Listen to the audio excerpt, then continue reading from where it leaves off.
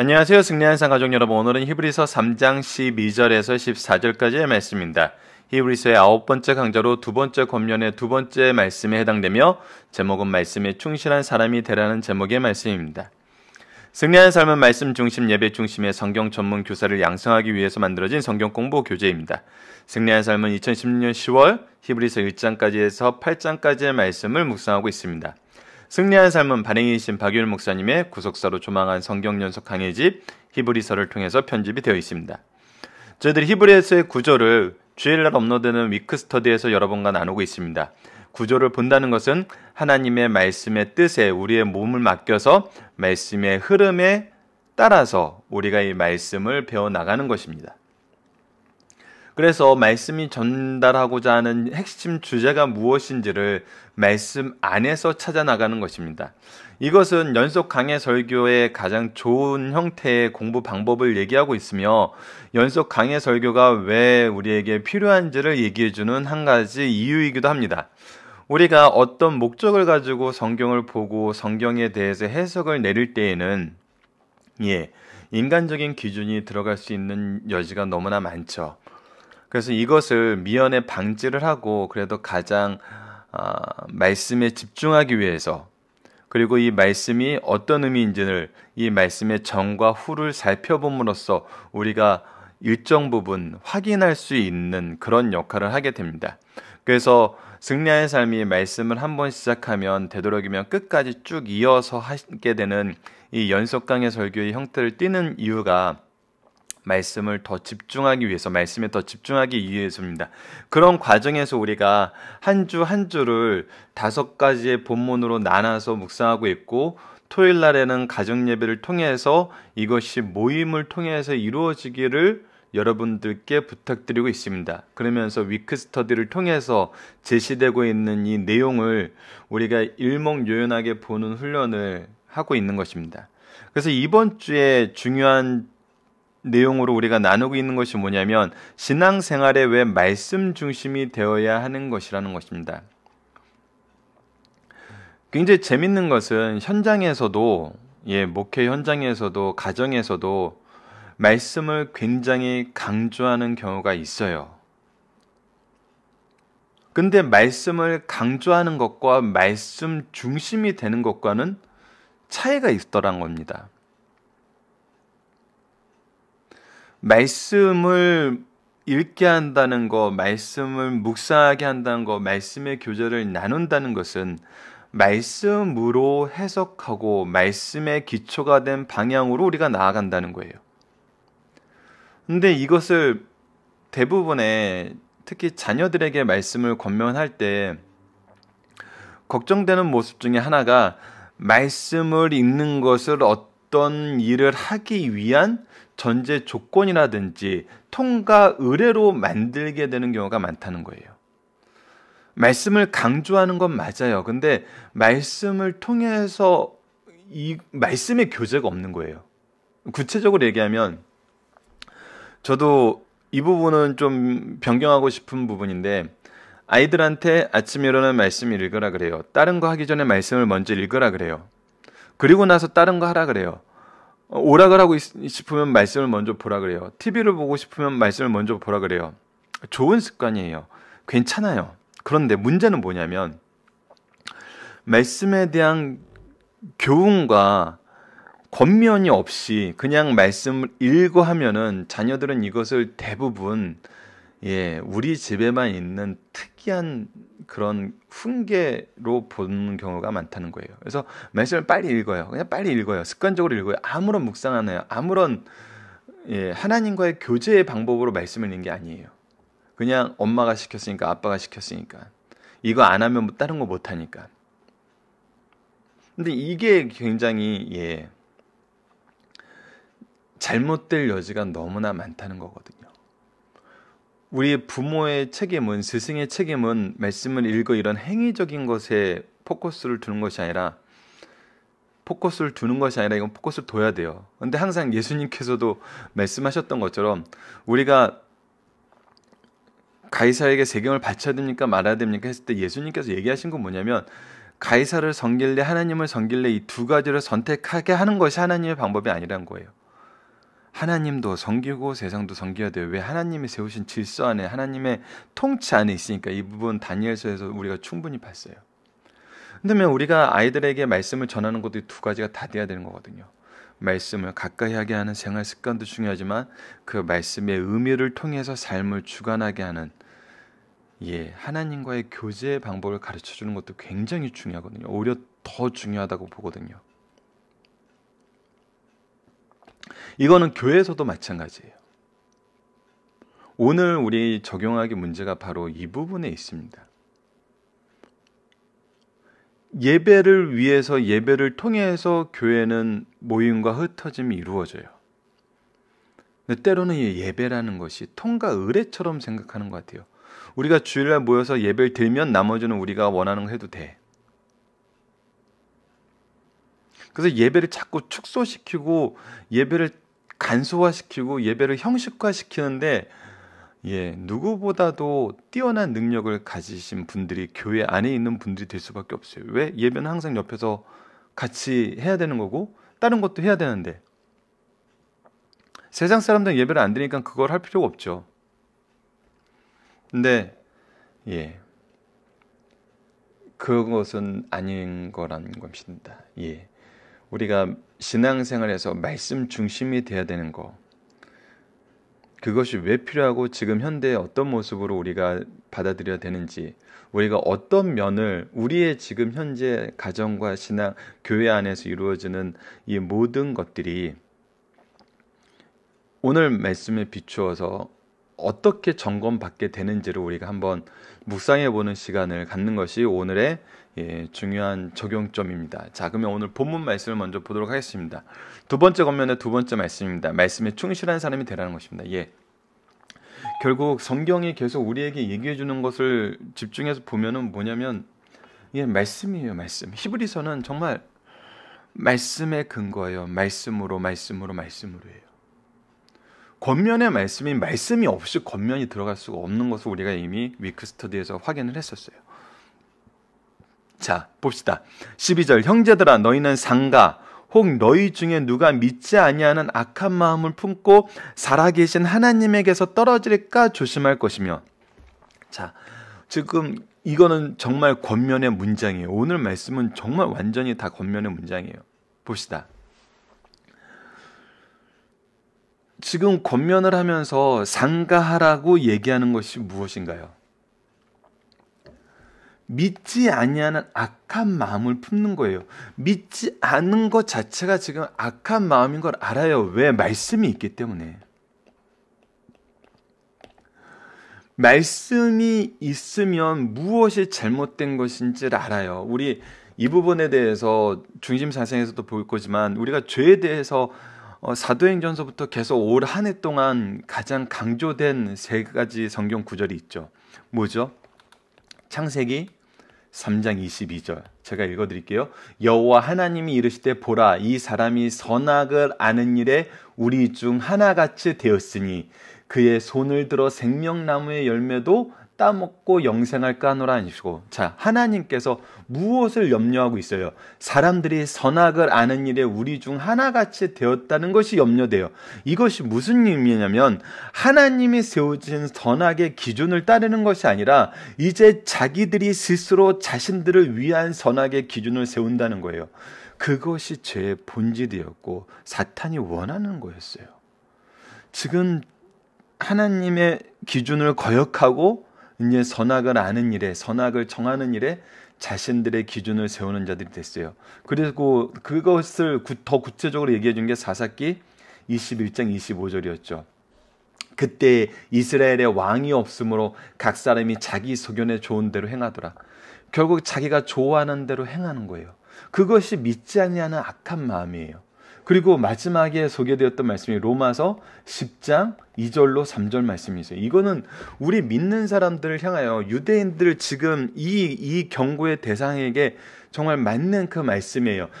읽어드리겠습니다. 내가 증언하노니 그들이 하나님께 열심은 있으나 정말 하나님께 열정적이에요. 우리가 신앙생활도 열정적이에요. 자녀들을 말씀으로 가르치기에 열정적이에요. 절대 허락 안 해요. 근데 무엇이 없냐면 열심은 있으나 올바른 지식을 따른 것이 아니라 하나님에 대한 올바른 지식이 없는 경우가 있다는 거예요. 그래서 뭐를 하냐면 3절을 보면 하나님의 의를 모르고 자기 의를 세우려고 힘써 하나님의 의에 복종하지 아니하느니라. 하나님에 대한 열심은 있는데 그 열심이 무엇을 따르는 거냐면 하나님의 의를 모르고 자기의 의를 세우는 걸로 계속 가는 거예요. 그래서 하나님의 의에 복종하지 않는다는 거예요. 우리가 신앙생활을 한다면서 믿음의 도를 가르친다면서 나의 의를 세우는 일에 너무나 열심인 경우가 많다는 거예요.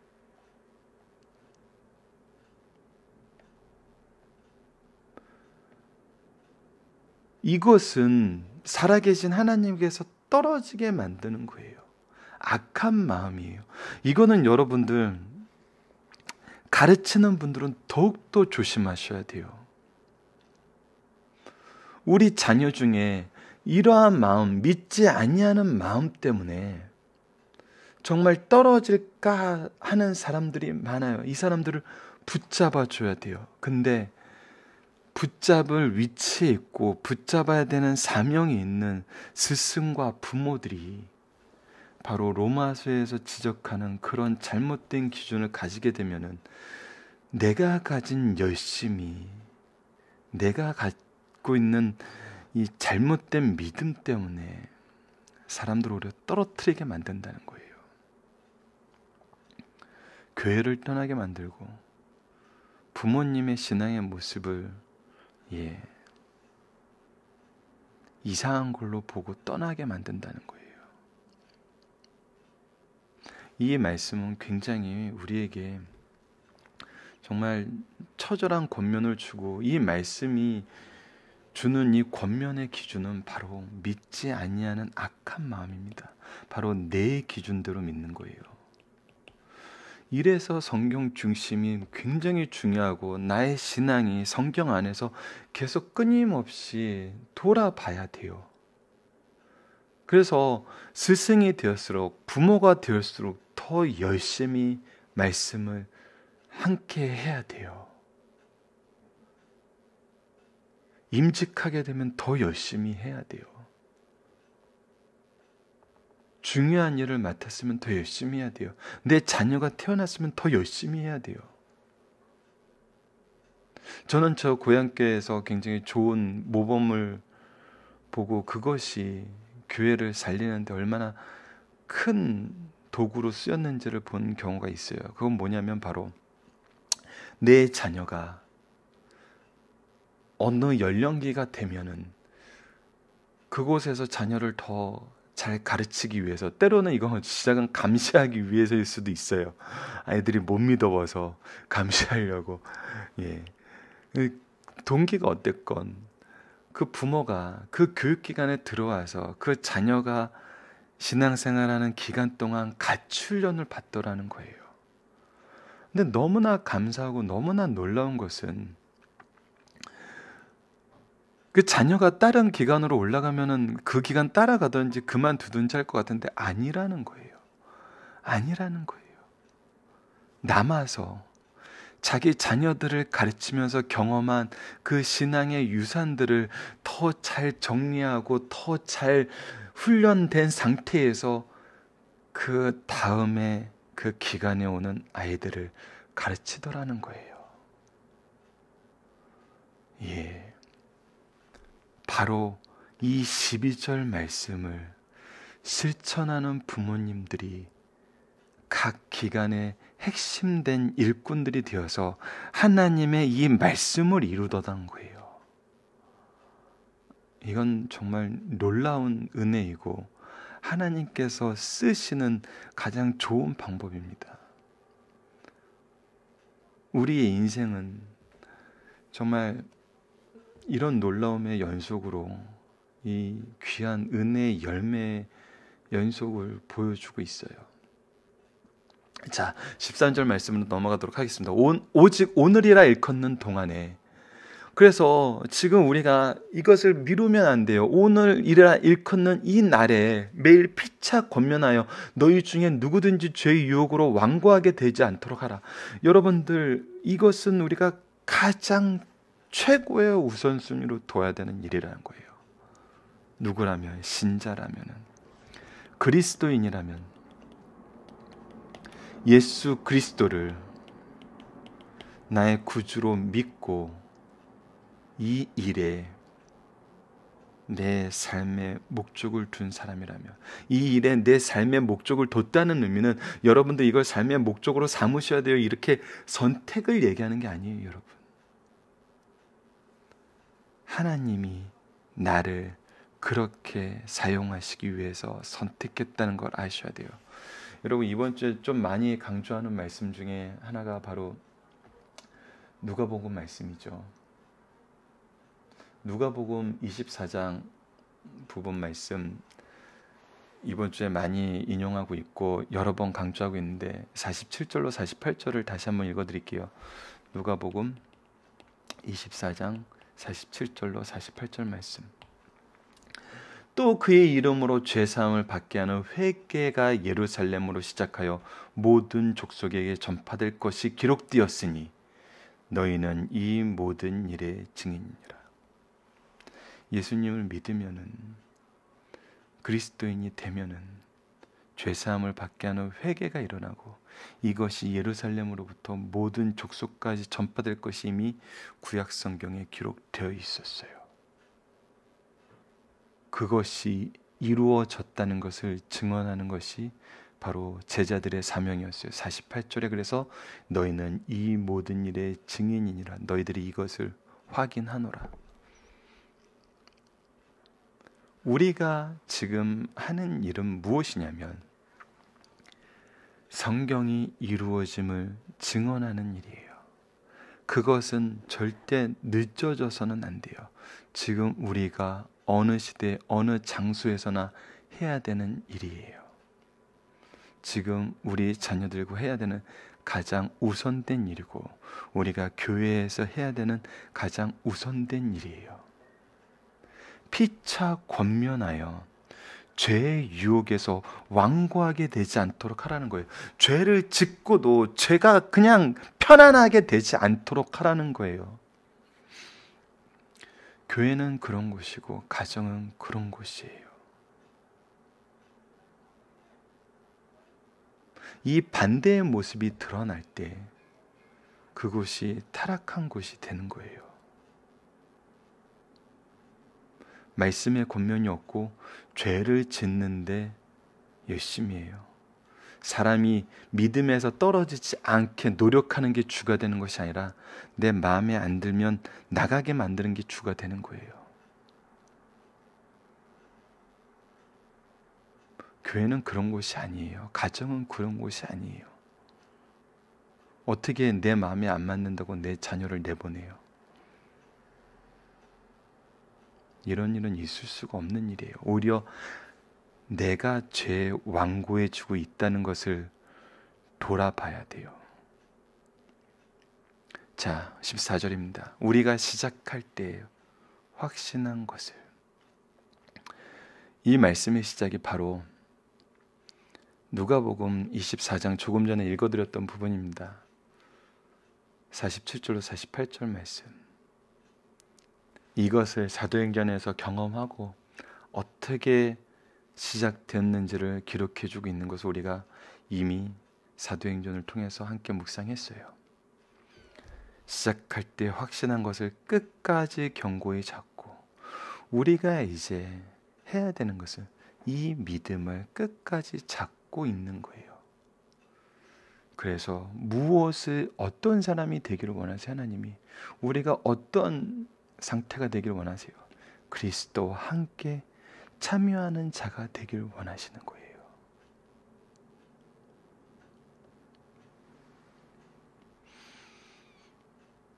여러분들, 우리 기준으로 보면은 다양한 것이 우리의 목표가 되고 있어요.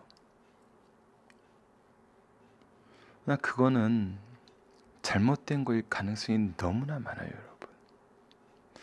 여러분, 성경에 나와 있는 믿음의 인물도 우리가 11장에서 살펴볼 건데 지금 미리 한번 그 인물에 대한 성경의 기록을 다시 한번 확인해 보세요. 그들이 목표로 삼은 것은 하나님과 동행하는 것이었고 하나님께 예배하는 것이었고 하나님의 일을 하는 것이었습니다.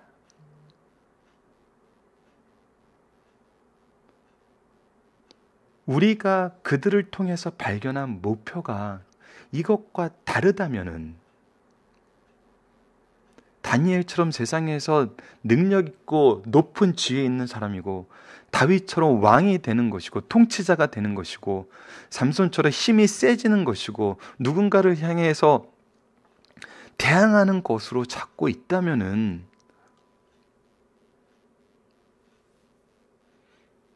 우리는 잘못 해석할 수 있어요. 왜 잘못 해석할 수 있냐면 여러분 보세요. 예수님께서 이 땅에 오신 시기, 이 땅에서 해야 되는 일, 이 땅에서 성취하셔야 되는 일, 마지막 모습 모두 하나님께서 정해놓으셨어요. 그래서 예수님은 하나님의 일만 하셨어요. 모든 인물이 하나님께서 그렇게 쓰심을 보여줘요. 하지만 때에 따라서 하나님께서 필요한 용도로 쓰세요. 구속사를 이루시기 위해서, 하나님 나라를 이루시기 위해서 다양한 방법으로 쓰세요. 그거는 하나님의 주권이에요. 그래서 그거에 필요한 능력을 주셨어요. 다윗이, 다니엘이, 요셉이 가지고 있던 한 가지 목표는 하나님의 뜻을 이루는 거였어요. 하나님과 함께하는 것이었고 하나님과 함께 예배하는 거였어요. 하나님께 예배하는 거였어요. 하나님께 예배하도록 이끄는 거였어요. 이 일을 하게 하시기 위해서 여러 가지 재능과 여러 가지 직업과 여러 가지 상황 속에서 하나님이 계획한 일을 하게 하셨어요. 왜? 그 자리에서 그 역할을 하는 것이 바로 예수 그리스도를 전하는 데 가장 좋은 자리였고 좋은 환경이었기 때문에 그것을 결정하고 인도하시는 분은 하나님이었어요.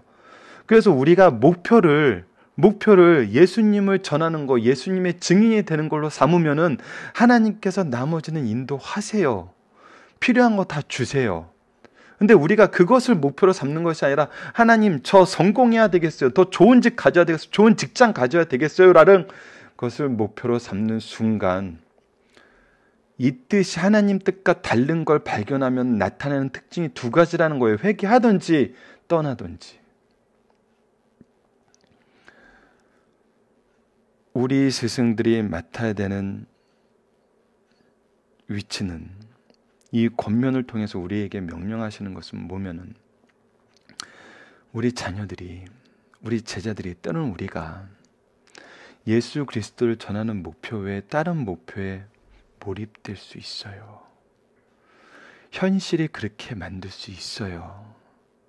그것을 우리가 알아야 돼요. 그리고 그것을 우리도 경험해요.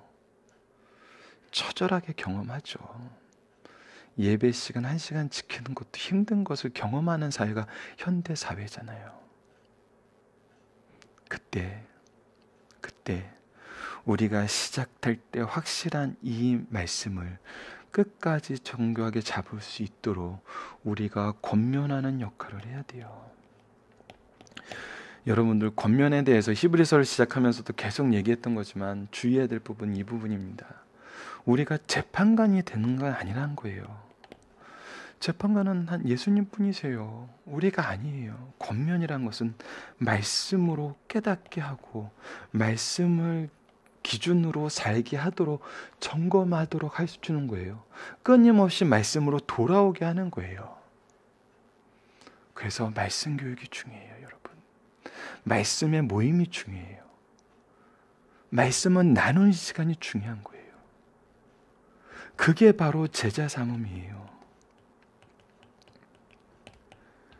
내 자녀 삼음이에요.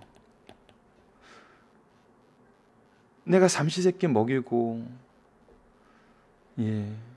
집에서 재우고 공부할 수 있도록 후원하고, 후원이란 말은 좀 그러네요.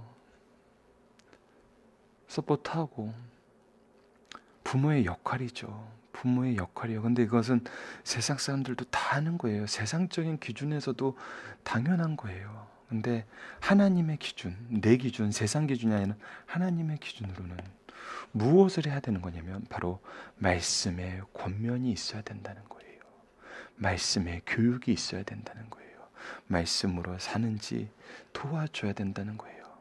이것을 위해서는 아낄 게 없어요. 정말 아낄 게 없어요. 내가 제자들에게 이 말씀의 권면을 위해서 먹을 것을 먹이고 어려운 것을 도와주고 하나도 아깝지가 않아요. 근데 때로는 자녀라도 죄악으로 가는데 필요한 것을 요구할 때는 아깝죠. 절대 못 해주죠. 우리가 이것을, 이 기준을 가지고 이 기준으로 우리의 가정에서의 생활과 교회에서의 생활을 이 기준으로 세우지 않으면은, 내 기준으로 세웠을 때는 오히려 죄를 더할 수 있다는 것을 우리가 항상 주의해야 되겠습니다. 본문 묵상하기로 들어가도록 하겠습니다. 우리가 교회와 가정 그리고 삶 속에서 가장 주의 깊게 살피고 돌봐야 하는 것은 무엇입니까? 내 제자들이 유혹에 떨어질까, 그것을 항상 봐야 돼요. 이것은 말씀의 모임, 예배, 우리 기도, 이런 영적인 교제를 통해서 가장 확실하게 확인이 돼요. 근데 이런 교제가 없다면 도대체 이걸 어떻게 확인할 거냐는 거예요. 일주일에 한 번 만나는데. 자, 두 번째입니다. 성도는 서로에게 어떤 역할을 해야 되나요? 피차 서로 권면하는 역할을 해요. 말씀의 교제를 통해서, 기도의 교제를 통해서, 예배를 통해서 이 권면이 이루어지는 거예요.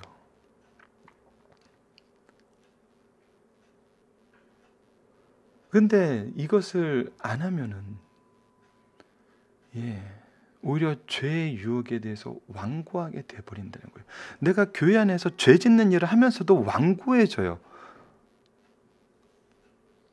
성도의 모임은 어떤 결과를 가져오게 되나요?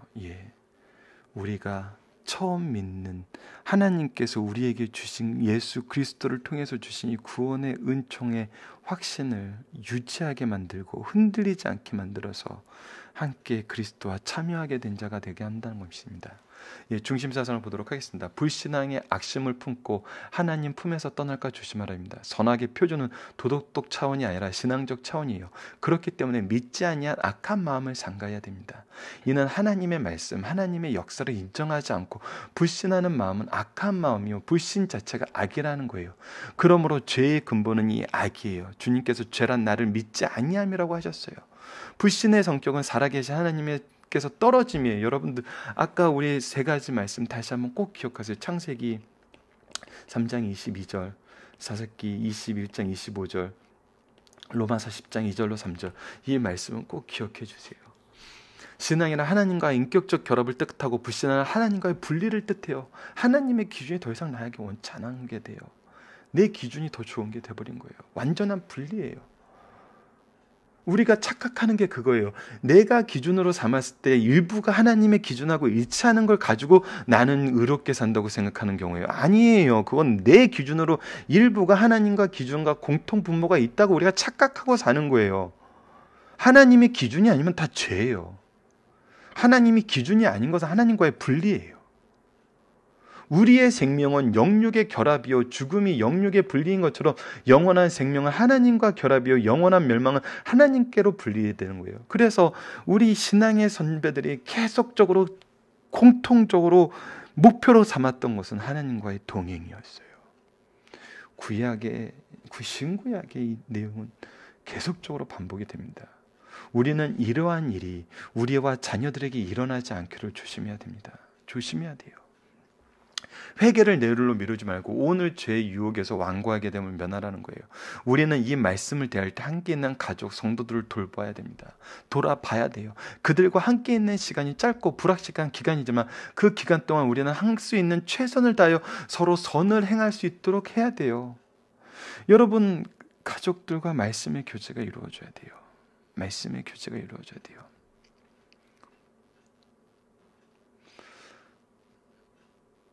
이것이 없으면 정말 그들이 떠날 때, 그들이 떠난 후에 너무나 마음이 아파집니다. 너무나 마음이 아파져요. 특히 내일은 우리의 소관이 아니다. 오늘이 우리에게 배정된 시간이에요.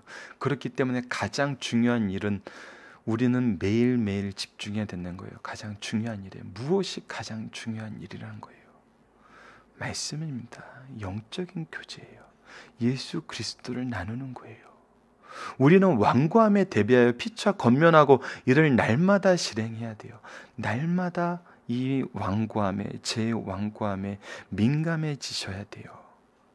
그리고 이런 기능은 정말 죄에 대한 기능은 점점 축소시켜야 돼요. 죄에 대한 미련하고 의에 대해서는 지혜로워야 돼요. 이것이 성도에게 가장 중요한 삶의 모습임을 오늘 본문 말씀 우리에게 권면하고 있습니다. 신앙의 시작은 확실한 것이다. 그 어떤 경우에도 중도에 포기하지 말라는 거예요. 예수 믿는 모든 사람들이 믿음을 시작하는 일, 그 순간은 그의 생애 가운데 가장 놀라운 시간이요, 가장 잘한 일이에요. 그보다 더 값진 일이 없어요. 그러나 이 일보다 죄악 세상에서 충돌되는 일도 없어요. 이게 끊임없이 충돌을 일으켜요. 주 안에서 살 때 자족하는 비결을 배워 그 어떤 형편 가운데서도 감사, 기쁨 가운데 살지만 말씀과 죄악 세상의 불일치 때문에 오는 곤욕은 상상을 초월해요. 상상을 초월해요.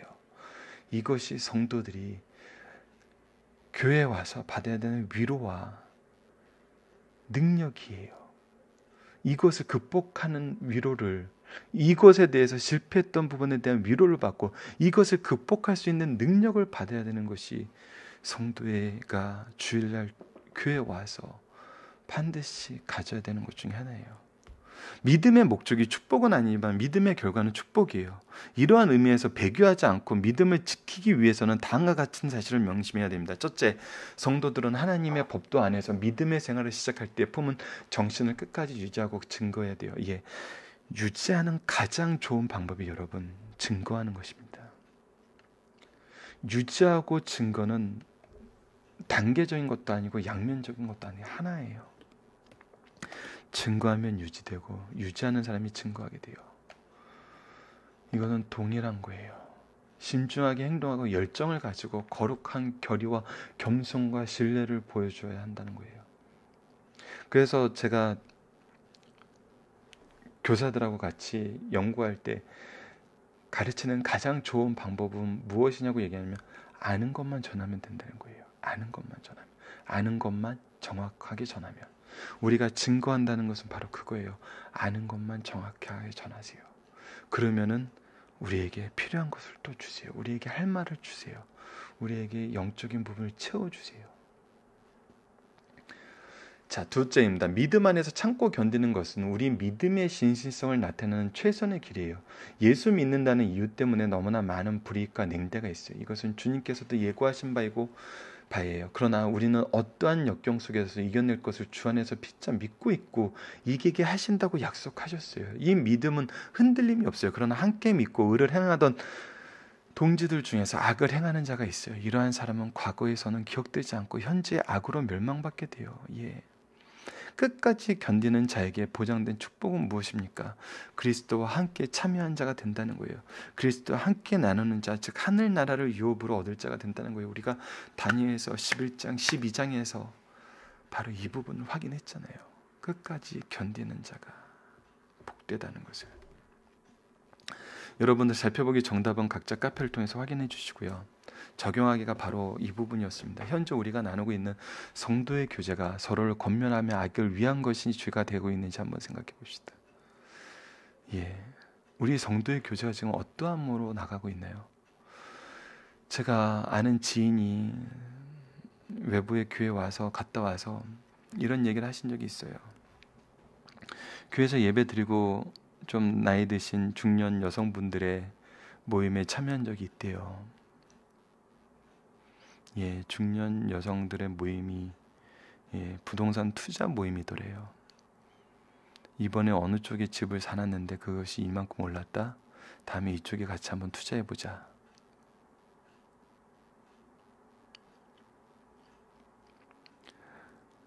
너무나 놀랬대요. 근데 이런 모임이 너무나 많더래요. 말씀의 모임이 아예 사라진 교회가 너무나 많더래요. 영적인 교제와 이 죄악의 완고함에 대해서 회개하는 모임이 없더래요. 그런데 부동산 투자하는 모임, 이렇게 볼링 모임, 축구 모임 많더래요. 너무나 많더래요. 자, 우리가 이 부분을 점검해 보자는 겁니다. 근데 점검할 때 조금 전에 얘기한 것이 바로 이거예요. 우리는 영적 네트워크를 지향하나요? 세상 네트워크를 지향하나요? 세상적 네트워크를 지향하는 건 항상 잘못된 것인가요? 여기에 우리가 잘못된 기준을 세울 수 있는 부분이 많습니다. 여러분들, 한국 교회에 대해서 이 연구하신 많은 이 신학자분들이 교회 중심의 영적 네트워크라고 명명해서, 이 영적 네트워크는 여러분 성경에 나와 있는 단어 아니죠? 이거는 현대 우리가 쓰는 말이에요. 그래서 이거는 성경적 용어가 아니에요. 이 용어를 지금 현대 사회에서 어떻게 쓴지, 현대 교회에서 어떻게 써왔는지를 봐야 돼요. 그것을 성경의 기준으로 우리가 볼 수 있어야 되거든요. 이게 성경적으로 맞는 모임이었는지. 우리가 세상적인 네트워크라는 건 또 우리가 성경적으로 봤을 때 나쁜 거였는지. 이 위에 부분은 성경적인 거예요. 그런데 이 아랫부분 질문은 우리가 해석해야 되는 부분이에요. 이것을 우리가 좀 알아야 돼요. 교회 안에서 축구 모임 필요합니다. 그 축구 모임을 어떻게 하고 왜 하는지를 아는 것이 중요해요. 아까 얘기했던 부동산 투자는 그건 잘못된 거, 그건 죄예요. 죄된 것은 구분하실 줄 알아야 돼요. 여러분들, 주거 형태 외에 집을 더 세운다는 것은 성경적인 근거를 찾을 수가 없어요. 성경은 수고하여 먹고 지내는 거고, 집은 그 용도에 맞게 필요한 거예요. 근데 투기잖아요. 투자해서 묵혀놓고 빨리 돈을 버는 자리를 찾는 거잖아요. 여러분들, 투자하는 사람들이 그냥 필요에 의해서 투자하고 시절에 의해서 좀 오르는 걸 생각하나요? 되도록이면 빨리 오르는 곳에서 빨리 팔고 돈 벌고 싶어 하잖아요. 그건 죄예요? 그거는 성경에서 가르치는 노동이 아니에요. 죄된 모임은 잘못된 거예요. 근데 죄가 아닌 모임, 축구 모임, 볼링 모임, 탁구 모임, 아니면 뭐 이렇게 퀼트 모임, 영어 공부 모임, 이건 죄 아니에요, 여러분들. 근데 이것을 어떤 목적으로 하느냐는 우리가 생각해야 된다는 거예요. 그 안에 죄에 대한 완고함이나 미혹됨을 우리가 이겨내는 장치가 있냐는 거예요. 이거는 이겨낸다는 것은 두 가지 의미가 있어요. 우리 이 모임에 죄의 완고함이나 미혹됨이 들어오지 않게 한다는 의미가 첫 번째 있어요. 그런데 더 나아가서 더 중요한 의미는 세상에서 살 때 이 세상 속에서 죄에 대한 완고함이나 미혹됨을 이기게 만든다는 의미도 있어요. 이것이 성도들이 주일날 교회에 와서 얻어야 되는 부분이거든요. 이 두 가지가 다 있어야 돼요. 왜냐하면 복음은 세상을 향해서 전파라고 명령받은 것이거든요. 너희들은 이 모든 일의 증인이 되어야 하는 누가복음 24장 48절 말씀이 목회자 선교사에게만 있는 것이 아니에요. 모든 성도들에게 주어진 말씀이에요. 그러면 그 성도들이 세상에 나가서 세상에 이 네트워크에서 사는 동안에 그곳에서 어떻게 이 모든 일의 증인이 될 거냐는 거예요. 먼저는 말씀이 있어야 되고 그 말씀 안에서 받은 달란트대로 하나님께서 성령께서 말씀하게 하심을 따라서 말하게 할 수 있다는 거예요. 이런 것도 또한 교회 내에서 교육될 수 있다는 거예요. 그래서 이렇게 세상에서 말씀을 정한 증인의 경험이 있는 영적 스승들, 말씀의 능력을 경험한 영적 스승들, 세상의 승리를 경험한 영적 스승들이 이 부분에 대해서 가르쳐주는 일을 해야 된다는 거예요. 그래서 교회 안에서는 이런 다양성은 있습니다. 하지만 통일성이 분명히 있어요. 뭐 하는 거에 통일성이에요? 목표에 대한 통일성이에요. 그것을 이루는 데 방법에 대한 통일성이에요. 목표는 예수 그리스도를 전하는 것이고 방법은 말씀이에요. 말씀까지 가는 여러 가지 모양들은 있어요. 그래서 세상적인 네트워크도 잘못되지 않은 것일 수 있고 영적인 네트워크도 잘못된 것일 수 있어요. 이것을 우리가 구분하여서 바로 볼 수 있고 바로 적용할 수 있어야 됩니다. 말씀을 기초로 기도하기를 통해서 마치겠습니다. 하나님, 우리 각자에게 달란트를 주시고 이를 통해 일할 수 있도록 인도하신 하나님, 주신 은혜에 항상 감사하며 감격하게 하심을 감사합니다. 그러나 우리가 말씀이 없고 바른 영적 교제와 리더가 없을 때 이것이 오히려 죄의 원인이 되고 신적 기관인 교회와 가정을 타락의 길로 인도함을 고백합니다. 회개합니다. 우리가 과거 조상들의 잘못에서 벗어나 오직 성령의 인도하심을 통해 악에서 벗어나 구원의 사역을 이루는데 우리의 달란트가 사용되게 하여 주시고 우리의 목적이 세상의 것이 아니라 오직 하나님의 나라의 것이 될 수 있도록 지혜와 지식과 민첩함을 허락하여 주소서. 예수님 이름으로 기도드립니다. 아멘.